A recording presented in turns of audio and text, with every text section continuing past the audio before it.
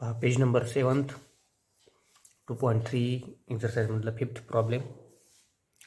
A ball is dropped from a height of 10 metre. 10 metre उंचीवरून एक ball खाली टाकला, उसळतो आपल्याला माहिती आहे. It bounces to height of 6 metre. परत 6 मीटर तो बाउन्स आला. त्याच्यानंतर then 3.6 metre and so on. मग हळूहळू हळूहळू बॉल बाउन्स होत होत होत हळूहळू कमी कमी कमी हाईट होत असते त्याची. तर मग ते find the total distance travel by the ball. सगळं मिळून त्याचं डिस्टन्स किती हे आपल्याला काढायचं आहे. The total distance travel by the ball पहिल्यांदा आहे 10 मीटर, मग 6, 3.6 अँड सो ऑन. ही एक जी पी आहे की नाही. दिस इज जी पी विथ ए. त्याची फर्स्ट टर्म आहे 10 आणि रेशो आहे 6/10 that is 3/5 which is less than 1. हे 6/10. मग आर जर लेस दॅन 1 असेल तर एस काढण्याचा फॉर्म्युला काय आपल्याजवळ? ए डिवायडेड बाय 1 मायनस आर. ए आहे 10, 1 मायनस आर आहे 3/5. सबट्रॅक्शन करायची म्हणजे 5 मायनस 3 म्हणजेच 10 डिवायडेड बाय 2/5 आलं. That is 10 into 5/2. 2नं 10ला डिवाइड केलं, 5 इंटू 5 25. म्हणजे तो जो काही बॉल आहे तो टोटल डिस्टन्स किती ट्रॅव्हल करेल? 25 मीटर. तर ही एक्झरसाइज इथं आपण थांबवत आहोत. त्याच्यानंतर आहे हार्मोनिक प्रोग्रेशन काय आहे, अरिथमॅटिक मीन, जॉमेट्रिक मीन वगैरे वगैरे त्याचे काही फॉर्म्युले आहेत. हार्मोनिक प्रोग्रेशन काय ते अ sequence T1, T2, T3, Tn पण अजून पुढं dash dash dash is called harmonic progression HP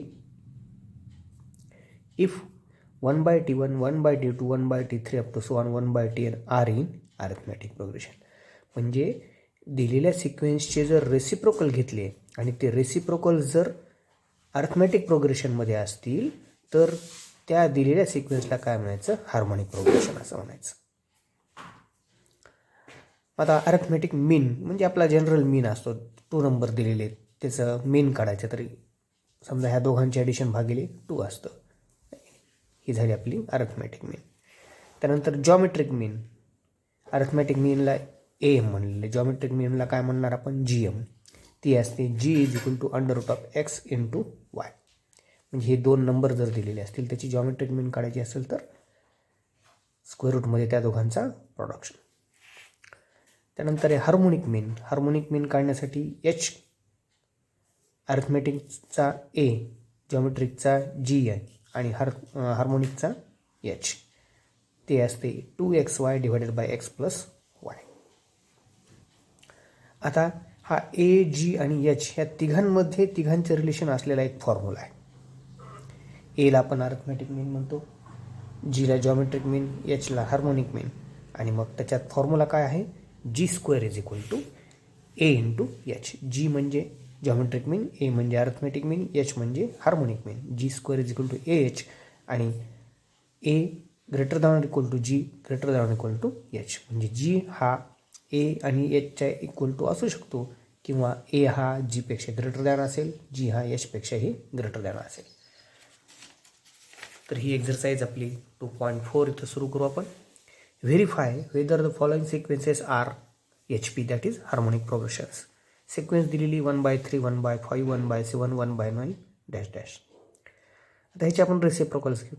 the reciprocals of the sequence of the given numbers are 3, 5, 7, 9 up to so on.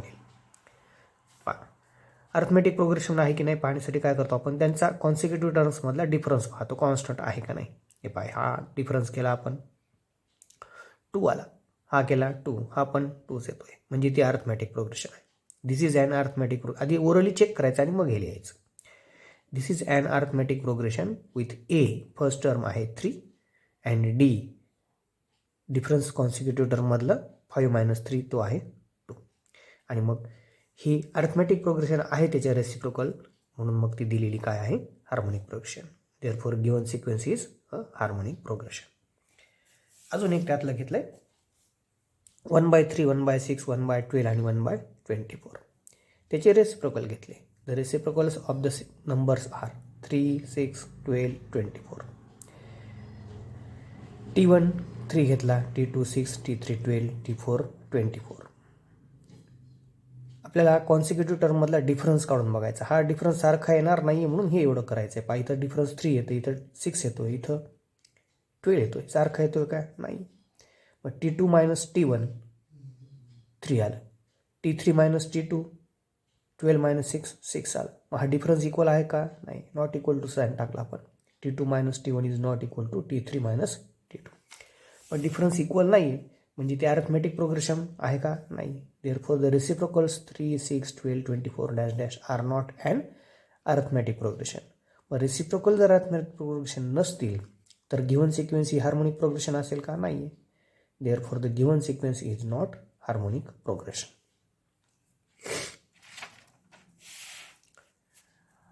पुढं find the nth term and hence find the 8th term of the HP. या HP ची nth term काढायची आणि मग 8th term काढायची.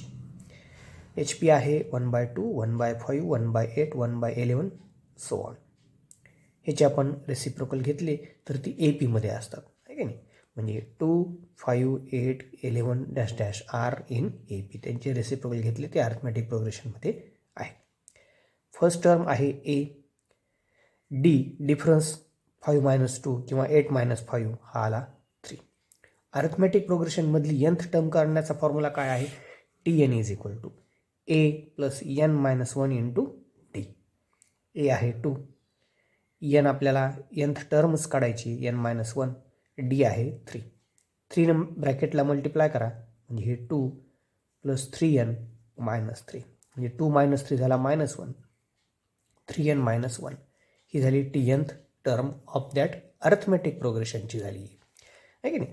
मग arithmetic प्रोग्रेशनची nth term 3n-1 झाली. ह्याचा जर रेसिप्रोकल घेतला आपण तर ती हार्मोनिक प्रोग्रेशनची nth टर्म मिळेल, आहे की नाही. Therefore nth term of the HP that is harmonic progression is equal to 1/3n-1. कारण की ह्याचा रेसिप्रोकल घेतला तर अरिथमेटिक प्रोग्रेशन मिळते. मग अरिथमेटिक प्रोग्रेशनचा रेसिप्रोकल घेतला की हार्मोनिक प्रोग्रेशन मिळायलाच पाहिजे. म्हणून हा रेसिप्रोकल घेतला, ही झाली nth term of that harmonic progression. आपल्याला पुन्हा काय सांगितलेले? 8th टर्म काढायची आहे. 8th टर्म काय येणार आहे? मग ह्या nच्या ठिकाणी 8 मांडायचा फक्त, बस. 8th term of the harmonic progression is equal to 1 divided by 3 into 8 minus 1. 3 into 8 झाले 24 minus 1 is 23. That is 8th term of that harmonic progression is 1/23. झाली 1/23. थांबू.